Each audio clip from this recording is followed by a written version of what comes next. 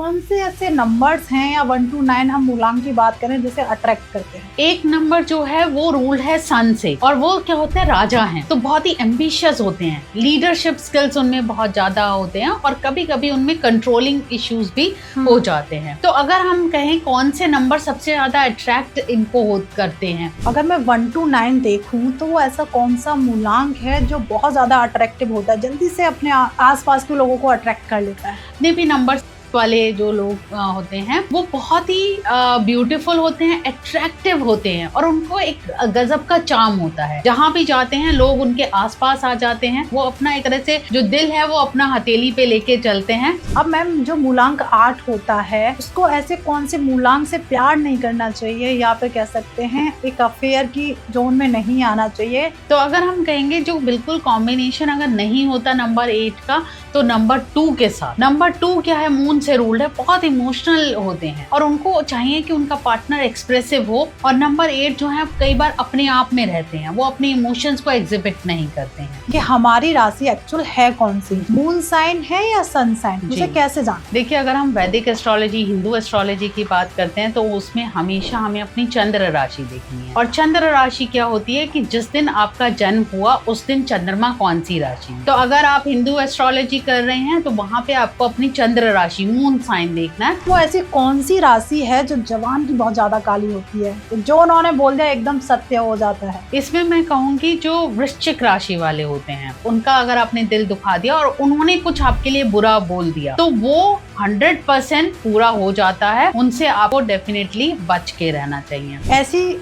कौन सी राशियां हैं जिनके मल्टीपल अफेयर होते ही होते हैं? मल्टीपल अफेयर अगर हम राशि की बात करें, तुला राशि है वो क्योंकि वीनस से रूल्ड है, और वहीं वृषभ राशि जो है तो वो बहुत इमोशनल होते हैं। जहां उन्हें इमोशनल सपोर्ट मिलती है, इमोशनल सिक्योरिटी मिलती है या ऑप्शन मिल जाते हैं तो वो कर सकते हैं कि मल्टीपल रिलेशंस उनके हो जाते हैं।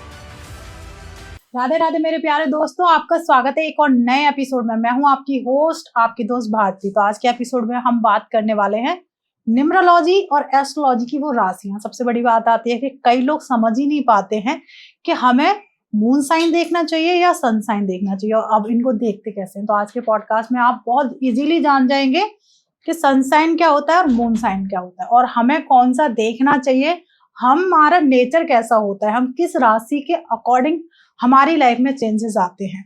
तो आज के एपिसोड में बहुत कुछ जानने वाले हैं। कई बार क्या होता है, बहुत सारी ऐसी राशियां होती हैं जो दिखती तो स्ट्रॉन्ग हैं पर अंदर से बहुत मॉम जैसी होती हैं। तो आज के एपिसोड में जानेंगे कि वो ऐसी कौन सी राशियां हैं। साथ में आजकल बहुत ज्यादा चल रहा है ट्विन फ्लेम। ये एक्चुअल होता क्या है और इसका कनेक्शन कैसे होता है, कैसे पता करें कि सामने वाला हमारा सोलमेट है कि नहीं है, ट्विन फ्लेम है क्या एक्चुअल में। तो आज का एपिसोड बहुत मजेदार होने वाला है क्योंकि आपको मिक्सचर मिलने वाला है न्यूमरोलॉजी, एस्ट्रोलॉजी और ट्विन फ्लेम, जो कि बहुत इंटरेस्टिंग सब्जेक्ट है। तो इस पे हमेशा, जैसे आप उन्हें काफी पसंद करते हैं, एस्ट्रोलॉजर हैं, न्यूमरोलॉजिस्ट हैं, हीलर हैं, श्वेता मैम।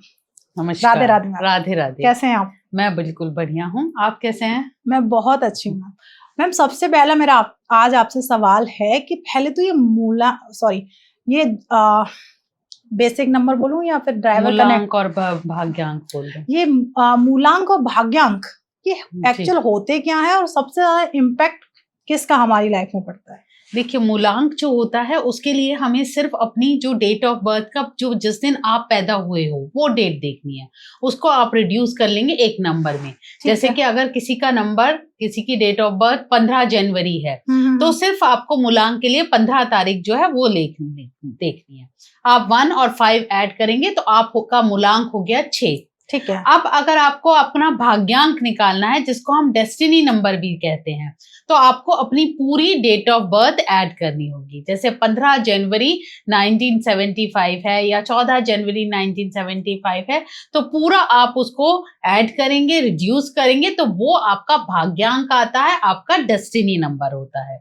तो जो मूलांक है वो बताता है आपकी नेचर कैसे है, आपका कैरेक्टर कैसा है, आपका एटीट्यूड कैसा है।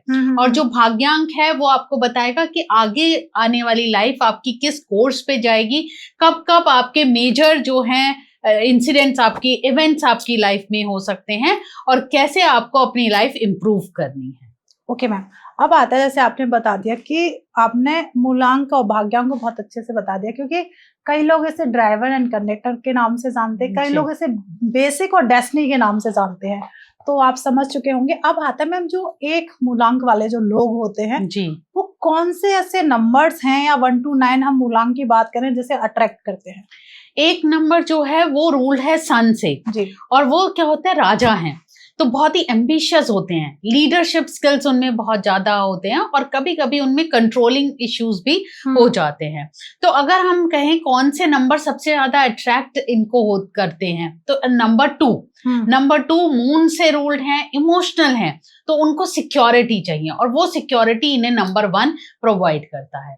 वही जो नंबर 6 है वो वीनस से रूल्ड हैं, वो इनके कॉन्फिडेंस से बहुत ज्यादा अट्रैक्ट हो जाते हैं। तो अगर हम देखें नंबर 1 को क्या चाहिए, उनको एडमिरेशन चाहिए, उनकी कोई तारीफ करे, उनको उनकी बात को सुने, है ना, तो वो जो है वो नंबर 2 और नंबर 6 इनको कर पाते हैं। तो ये सबसे ज्यादा अट्रैक्ट जो करते हैं वो नंबर 2 और नंबर 6 को करते हैं। ओके मैम, अभी आपने कहा अट्रैक्शन, अगर मैं 1 to 9 देखूं तो वो ऐसा कौन सा मूलांक है जो बहुत ज्यादा अट्रैक्टिव होता है, जल्दी से अपने आसपास के लोगों को अट्रैक्ट कर लेता है?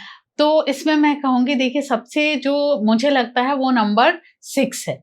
नंबर 6 क्यों है? नंबर 6 है वीनस से रूल, और वीनस से रूल क्या है, ब्यूटी। आप देखेंगे जितने भी नंबर 6 वाले जो लोग होते हैं वो बहुत ही ब्यूटीफुल होते हैं, अट्रैक्टिव होते हैं, और उनको एक गजब का चार्म होता है, जहां भी जाते हैं लोग उनके आसपास आ जाते हैं। तो नंबर 6 मैं कहूंगी कि बहुत इजीली वो खुद भी अट्रैक्ट हो जाते हैं लोगों की तरफ, और लोग उनसे बहुत ज्यादा अट्रैक्ट होते हैं। वो अपना एक तरह से जो दिल है वो अपना हथेली पे लेके चलते हैं, और उनको हम कई बार कह सकते हैं बहुत ज्यादा लोग ऐसे फ्लर्टेशियस भी होते हैं। ओके, अब मैम जो मूलांक 8 होता है उसको ऐसे कौन से मूलांक से प्यार नहीं करना चाहिए, या फिर कह सकते हैं एक अफेयर की जोन में नहीं आना चाहिए, नहीं तो उसका दिल टूटेगा ही टूटेगा? तो अगर हम कहेंगे जो बिल्कुल कॉम्बिनेशन अगर नहीं होता नंबर 8 का, तो नंबर 2 के साथ। नंबर 2 क्या है, मून से रूल्ड है, बहुत इमोशनल होते हैं, और उनको चाहिए कि उनका पार्टनर एक्सप्रेसिव हो, उनकी बातों को सुने, उन्हें पैम्पर एक बार करे, उन्हें सपोर्ट करे। और नंबर 8 जो है कई बार अपने आप में रहते हैं, वो अपने इमोशंस को एग्जिबिट नहीं करते हैं। और नंबर जो 6 है वो भी क्या है, वीनस से रूल्ड है, उनको लग्जरी, उनको स्टाइल, ब्यूटी बहुत पसंद है। और नंबर 8 सीरियस होते हैं, उनको ये सब चीजें कम पसंद है, तो कॉन्फ्लिक्ट्स ज्यादा होते हैं। ओके, अब आता है मैम, अगर मैं मूलांक 4 की बात करूं, वो राहु से रूल होता है। अब 1 to 9 जो मूलांक हैं, जो 4 नंबर वाले से बच के रहें, नहीं तो 4 नंबर वाला उसका काम तमाम कर देगा, मतलब पता भी नहीं चलेगा और धोखा भी दे देगा। सबसे पहले अगर कहूंगी, राहु जो है वो क्या एक तरह से इल्यूजन भी चाहता है, कंट्रोल भी करता है। और नंबर 4 जो है वो ऑर्गेनाइज्ड होते हैं, उन्हें पसंद है चीजें स्ट्रक्चर्ड हों। लेकिन नंबर 1 के साथ अगर उनका हो जाए, तो नंबर 1 क्या है, वो भी डोमिनेटिंग है, और राहु भी क्या है, कंट्रोल करना चाहता है। तो नंबर 4 का नंबर 1 के साथ अगर हम कहें, थोड़ा सा मिसमैच हो जाता है, जहां की नहीं उनकी बनती है। और वहीं अगर एक और दूसरा नंबर कहूं, राहु के साथ जो नंबर 4 के साथ जिसका नहीं जाता है, वो नंबर 3 का भी नहीं जाता है, क्योंकि दोनों ही क्या है, एक्सपेंशन के कारक हैं। नंबर 3 जो है वो जुपिटर से रूल्ड है, और राहु जो है वो भी फैलाव के कारक हैं। तो एक दोनों का नहीं उनका होगा, राहु जाएगा तामसिक चीजों की तरफ, और जुपिटर लेके जाएंगे उनको बृहस्पति देव जो ज्ञान के कारक हैं, गुरुओं के जो गुरु हैं, तो वो उनको जो बृहस्पति देव हैं जो ज्ञान के कारक है, विजडम है, तो वो चाहते हैं हर चीज सात्विक तरीके से हो। तो राहु इल्यूशन देते हैं, और जो बृहस्पति देव हैं वो बहुत सात्विक ग्रह हैं, तो दोनों की नहीं बनेगी आपस में। ओके, अब ऐसा वो कौन सा मूलांक है, अगर मैं बात करूं, जो अपने पार्टनर के लिए कुछ भी कर सकता है, बड़े दिल से मोहब्बत करता है, अगर कहा जाए ऐसा सच्चा प्यार जिसे कहेंगे कि मोहब्बत में वो कुछ भी कर सकता है उसके लिए, अपने उसे छोड़ भी सकता है। अगर उसने कह दिया कि मैं तुम्हारे साथ नहीं रहूंगा या मैं नहीं रहूंगी, तो वो प्यार में उसे छोड़ भी सकता है और एक तरफा प्यार करेगा। देखिए, नंबर में अगर बात करती हूँ, जो जने जो बहुत ही ज्यादा इमोशनल होते हैं, वो ऐसे होते हैं जो अपने पार्टनर के लिए कुछ भी करने को तैयार रहेंगे, किसी भी हद तक जा सकते हैं। तो इसमें 2 नंबर मैं कहूंगी, एक तो नंबर 7 जो है वो केतु से रूल्ड है। वो जो उनका जब जो लव होता है ना वो बहुत डीप होता है।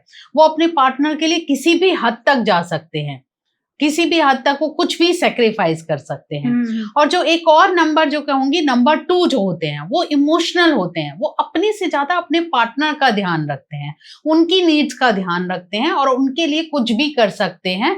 तो नंबर 2 और नंबर 7 में कहूंगी कि जो अपने पार्टनर के लिए कुछ भी करने को तैयार रहते हैं। एक और सबसे इंटरेस्टिंग जानना चाहती हूँ, ऐसा कौन सा मूलांक है जो मीठी छुरी होता है, फेस पे कुछ और अंदर ही अंदर उसके कुछ और चल रहा होता है, उसे जानना आसान है ही नहीं। इसमें मैं कहूंगी जो बाहर से कुछ और दिखते हैं और अंदर से कुछ और सोचते हैं, वो सबसे ज्यादा जो अच्छे से कर पाते हैं वो नंबर 3 वाले होते हैं, जिन्हें आप समझ ही नहीं सकते हो। वो अलग ही उनका रहता है। 2 जब हम कहते हैं कि एक तरफ वो किसी और तरह से रिएक्ट करते हैं और मतलब गिरगिट की तरह, जैसे हम कहते हैं ना, रंग बदल सकते हैं। तो वो नंबर 3 वाले होते हैं, जिन्हें एक पल में रो रहे हैं और एक पल में हंसने लग जाते हैं और उनके मन में क्या है वो कोई नहीं जान पाता। तो वो नंबर बहुत ही मैं कहूंगी मैनिपुलेट भी कर पाते हैं इजीली। अपनी बात को मैनिपुलेट करना उन्हें बहुत आसानी से, बहुत इजीली, एक नेचुरली गिफ्ट उनको मिला हुआ है। तो नंबर 3 वाले जो लोग होते हैं वो ऐसे होते हैं। अब आता है वो कौन सा मूलांक है जो दुश्मनी भी दिल से निभाता है। एक बार ठान ली ना कि इसके साथ तो मेरा कोई मतलब ही नहीं है, इसने मेरे साथ गलत किया है, अब तो मैं इसे खत्म ही कर दूंगा, वो ऐसा कौन सा मूलांक है? इसमें भी जो लोग होते हैं जो अगर उनके साथ कोई कर ले, कुछ बुरा कर दे, तो वो छोड़ते नहीं है उसको। एक तो नंबर 1 हो जाता है, नंबर 1। उसके साथ अगर आपने धोखा कर दिया तो वो आपके साथ रिवेंज लेके मानेगा। तो नंबर 1 से आप ये कहो बच के रहना चाहिए, उसके साथ आपको पंगा नहीं लेना चाहिए। और एक नंबर 8 है। नंबर 8 भी क्या हो जाता है, वो शनि से रूल्ड हैं, तो वो आपसे बदला लेके ही मानेंगे। वो अपने मन में रखेंगे और जब मौका आएगा तब वो आपसे बदला लेके ही मानेंगे। क्या बात है। अब क्या सारे मूलांक में हम काफी कुछ है, फिर भी मैं आपसे हम चलेंगे राशियों की तरफ। उससे पहले मैं आपसे जानना चाहती हूँ, ऐसा कौन सा मूलांक है जो ब्रेकअप होने के बाद भी बहुत जल्दी मूव ऑन कर जाता है? वो कहता चल ठीक है, तू गई तो गई, अब मैं किसी और के साथ अपना टाइम बिताऊंगा। इसमें मैं कहूंगी नंबर 5 जो होता है, नंबर 5 जो है वो बुध की एनर्जी है, बुध से रूल्ड है, मरकरी से रूल्ड है।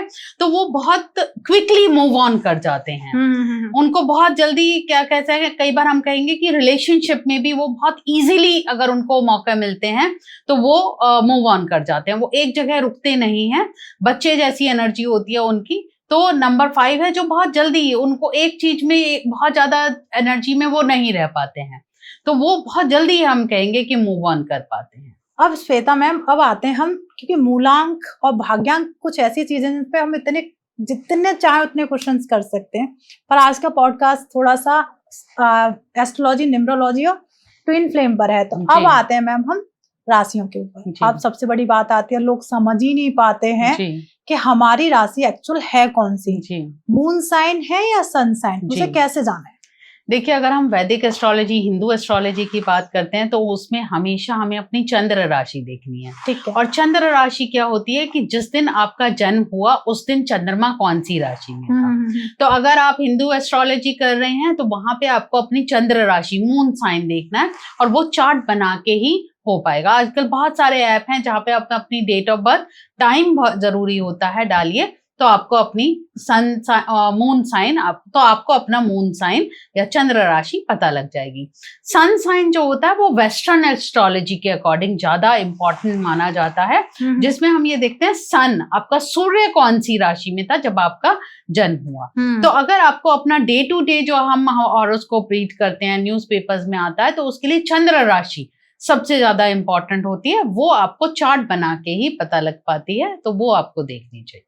ओके मैम, अब आते हैं थोड़ा राशियों पर बात कर लेते हैं। जो वो ऐसी कौन सी राशि है, अगर मैं बात करूं तो वो मूव ऑन बहुत इजीली कर जाती है। किसी से अगर प्यार हो गया या फिर रिश्तों की ही बात करें, घर परिवार की भी बात करें कि किसी से मनमुटाव हो गया, उसके बावजूद उसे कोई फर्क नहीं पड़ता, वो उस बात को लेके बैठा है नहीं बैठा, वो मूव ऑन हो गया उस जगह से। इसमें सबसे ज्यादा हम कहेंगे धनु राशि, सेजिटेरियस जो मून साइन होता है, वो बहुत जल्दी मूव ऑन हो जाते हैं। उनका ब्रेकअप हो जाता है तो वो रुकना नहीं चाहते, उनको ये समझ में आ जाता है, बहुत प्रैक्टिकल होते हैं उस हिसाब से कि इस एनर्जी में वो बहुत ज्यादा देर रह नहीं पाते हैं और मूव ऑन कर जाते हैं।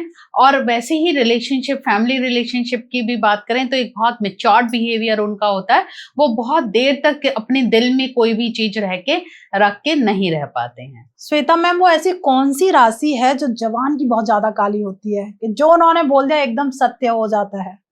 इसमें मैं कहूंगी जो वृश्चिक राशि वाले होते हैं, उनका अगर आपने दिल दुखा दिया और उन्होंने कुछ आपके लिए बुरा बोल दिया तो वो 100% पूरा हो जाता है, उनसे आपको डेफिनेटली बच के रहना चाहिए। वहीं एक जो होते हैं मीन राशि वाले, वो बहुत इंट्यूटिव होते हैं, उनमें वो मैं कहूंगी कि वो अच्छे जो बातें बोलते हैं वो उनकी ज्यादा सच होती है। और जो वृश्चिक राशि वाले होते हैं उनकी ज्यादातर जो खराब अगर वो किसी के लिए बोलते हैं तो वो डेफिनेटली सच हो जाता है। और जो मीन राशि वाले होते हैं वो एक तरह से ये उनसे हमें आपको हमेशा बना के रखना चाहिए, क्योंकि जो वो बोलेंगे वो उनके गट फीलिंग, इंट्यूटिव पावर उनकी बहुत ज्यादा होती है और एक ब्लेसिंग की तरह जो बात आती है वो सच हो जाती है। क्या बात है। अब ऐसी कौन सी राशि है, दिखती तो है कि मूव ऑन कर गई, उसका ब्रेकअप हो गया, अपने पार्टनर से दूर चली गई और दिख भी रहा है कि इसने मूव ऑन कर लिया, पर अंदर ही अंदर वो अपने आप को हील नहीं कर पाता, इतना टूट जाता है पर सामने वाले को नहीं दिखाता है? इसमें मैं कहूंगी सिंह राशि जो होती है, लियो मून साइन, अगर उनका ब्रेकअप हो जाएगा तो आप देखोगे वो अगले दिन या अगले वीक एक उनके फेस पे ग्लो अप आ जाता है और वो अच्छी अच्छी फोटोज डालेंगे, घूमते हुए दिखाएंगे, अपने आप को इंजॉय करते हुए दिखाएंगे। क्योंकि क्या है, सिंह राशि जो है वो सूर्य से रूल है, तो वो कभी भी अपने आप को हर्ट फील नहीं दिखा सकते हैं, बहुत स्ट्रांग दिखाते हैं। चाहे अंदर से उन्हें भी बुरा लगता है, हर्ट फील होते हैं, बट बाहर से वो दिखाते हैं कि वो मूव ऑन कर गए हैं और सब कुछ उनकी लाइफ में अच्छा चल रहा है। वो ऐसी कौन सी राशि है जो ब्रेकअप होने के बाद भी अपने पार्टनर की हर चीज को संभाल के रखती है? उसने मेरे उस बर्थडे पे मुझे ये गिफ्ट दिया था या इसने मुझे ये शब्द बोले थे, मतलब उसकी जितनी भी मेमोरी होती हैं उन्हें भूल ही नहीं पाता है, हमेशा संभाल के रखती है। इसमें कैंसर मून साइन जो होते हैं, कर्क राशि, वो मून से रूल्ड हैं, चंद्रमा से रूल्ड हैं और बहुत इमोशनली अटैच हो जाते हैं। वो ना ही सिर्फ लोगों से बल्कि चीजों से बहुत ज्यादा अटैच हो जाते हैं, तो वो चीजों को बहुत संभाल के रखते हैं और उसी एनर्जी में रहते हैं कि ऐसा नहीं हुआ होता तो उनका रिलेशनशिप अच्छा होता। तो डेफिनेटली मैं कहूंगी कि जो कर्क राशि वाले हैं, कैंसर मून साइन है, वो बहुत इमोशनली लोगों से और चीजों से लॉन्ग टाइम तक अटैच रहते हैं। ओके, अब वो ऐसी कौन सी राशि है जो एक बार ब्रेकअप हो गया और पार्टनर ने आके उससे सॉरी बोल दिया या माफी मांग ली कि मुझे माफ कर दे, मुझसे गलती हो गई, और वो बहुत जल्दी से माफ कर देती है, वो ऐसी कौन सी राशि है? इसमें टॉरस मून साइन जो होता है, वृषभ राशि, जो बहुत ज्यादा मैं कहूंगी स्टेबिलिटी उन्हें पसंद होती है और वो हमेशा सेकंड चांस देने के लिए अपने पार्टनर को तैयार रहते हैं, क्योंकि उनको बहुत दिल के साफ होते हैं और जहां उनका पार्टनर आता है उनसे सॉरी बोलता है तो बहुत आसानी से वो फॉरगिव कर देते हैं, क्योंकि वो लोगों पे, अपने पार्टनर पे ट्रस्ट बहुत ज्यादा करते हैं और उनके लिए स्टेबिलिटी बहुत ज्यादा इंपॉर्टेंट है, तो वो definitely second chance, third chance देते रहते हैं अपने पार्टनर को। ओके, अब वो ऐसी कौन सी राशि है जिसका एक बार ब्रेकअप हो गया और वो दूसरा चांस ये तो दे रही है, वो दूसरा चांस देती नहीं है, कभी भूल ही नहीं पाती और ना ही बाद में मैरिज करती है? तो इसके लिए हमें क्या है, पूरा चार्ट देखना पड़ता है। हॉरोस्कोप जब हम बनाते हैं तो जहां पे अगर केतु का इम्पैक्ट आ जाता है, केतु वहां पे 7th हाउस में बैठ जाता है, तो ऐसा जो जना होता है, ऐसा जो जातक होता है, वो बहुत ज्यादा अटैच्ड होता है अपने पार्टनर से, और अगर उसका रिलेशनशिप नहीं चला, ब्रेकअप हो गया, तो वो एक तरह से स्पिरिचुअलिज्म की तरफ से चला जाता है, मूव ऑन नहीं करता है, वो स्पिरिचुअलिज्म की तरफ या लोनलीनेस की तरफ चला जाता है। ऐसी कौन सी राशियां हैं जिनके मल्टीपल अफेयर होते ही होते हैं? मल्टीपल अफेयर अगर हम राशि की बात करें तो जो तुला राशि है वो क्योंकि वीनस से रूल्ड हैं, और वहीं वृषभ राशि जो है तो वो बहुत इमोशनल होते हैं।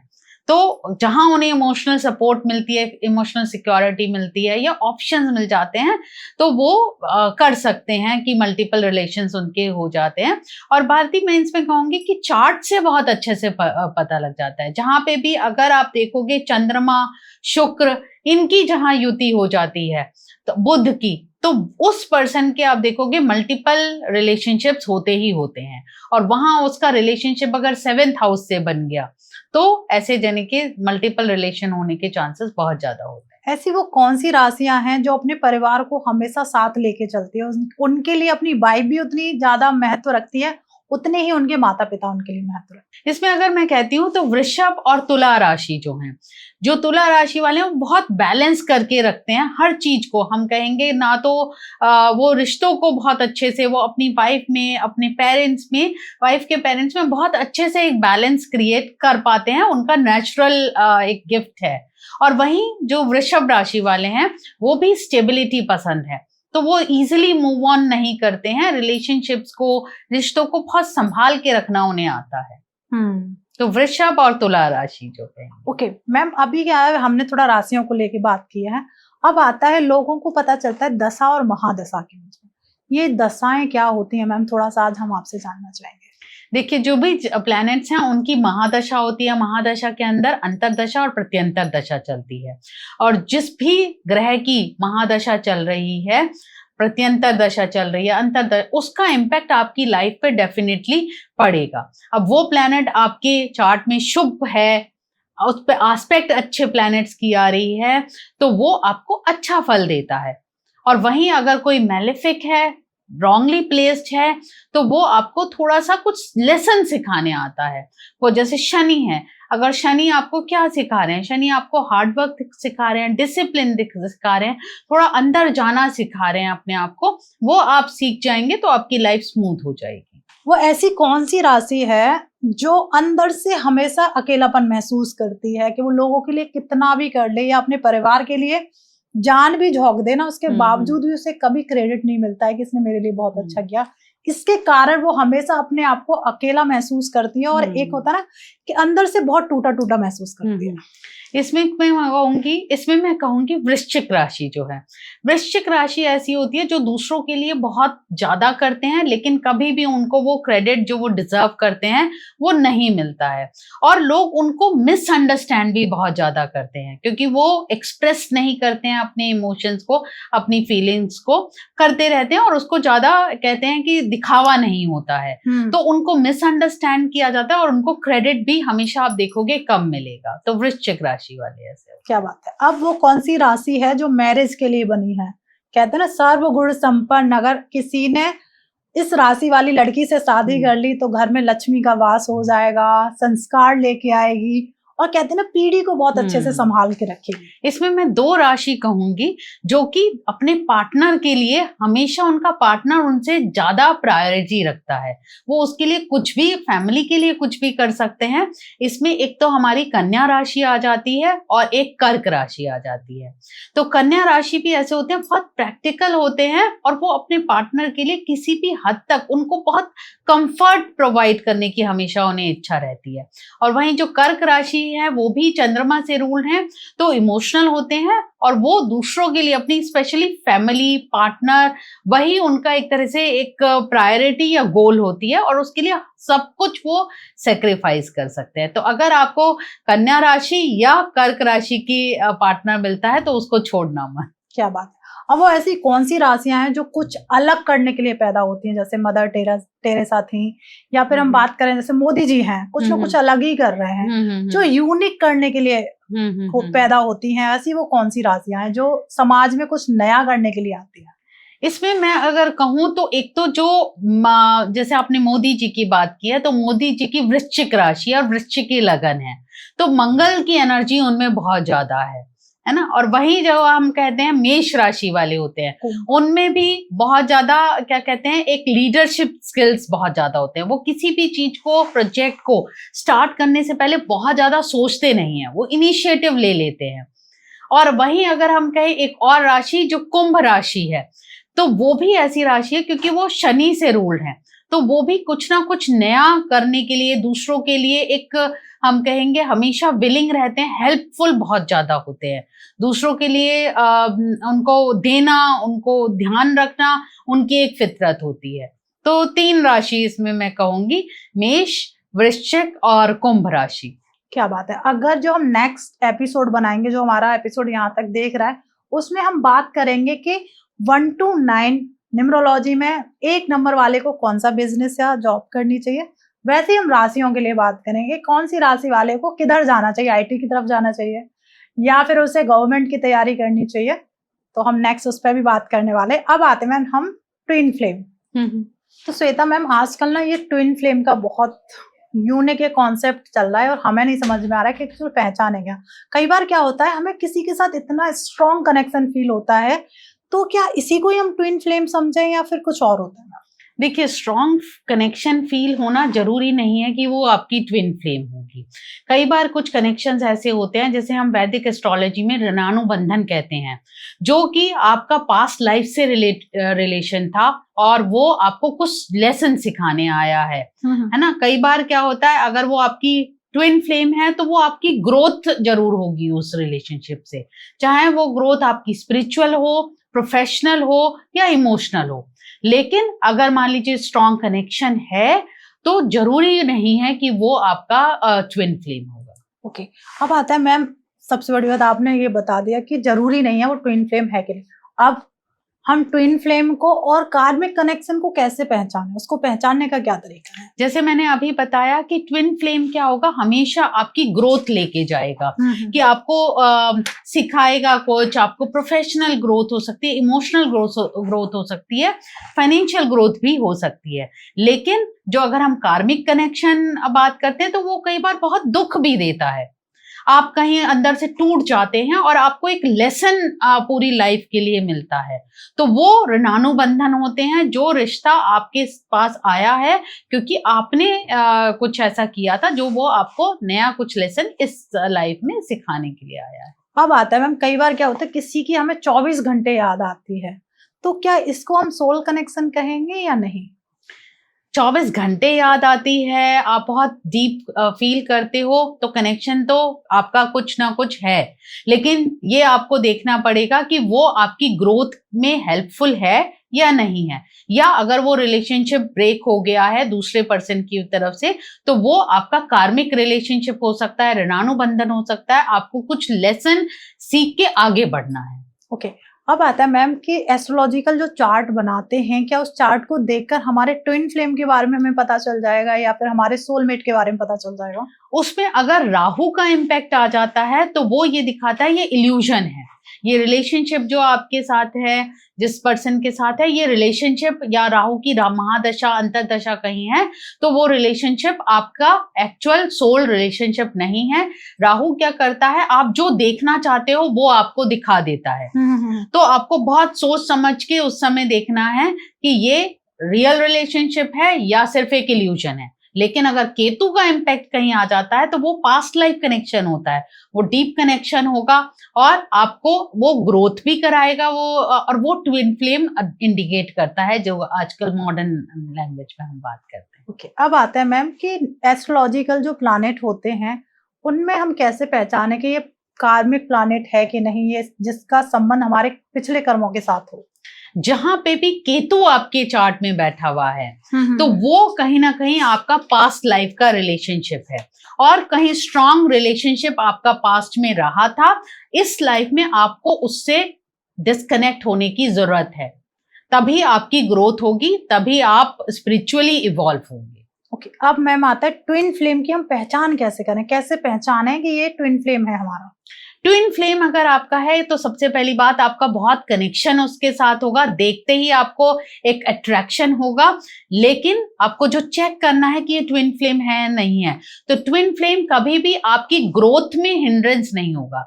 ट्विन फ्लेम आपको ग्रो करवाएगा, स्पिरिचुअली, इमोशनली, फाइनेंशियली, हर तरह से आपकी ग्रोथ में आपकी हेल्प करेगा। अगर वो हमारा सोलमेट नहीं है तो बार बार हमारी लाइफ में क्यों आता है, क्या कनेक्शन है, जब आया ही क्यों लाइफ में जब हमारा सोलमेट नहीं था? तो सबसे पहले तो कई लोग आप जैसे सामने मिलते हैं तो आपको बहुत ज्यादा अट्रैक्शन फील होता है, और वहीं कुछ लोगों से आपको नेगेटिविटी आती है, आपको उनसे दूर हटने का मन करता है।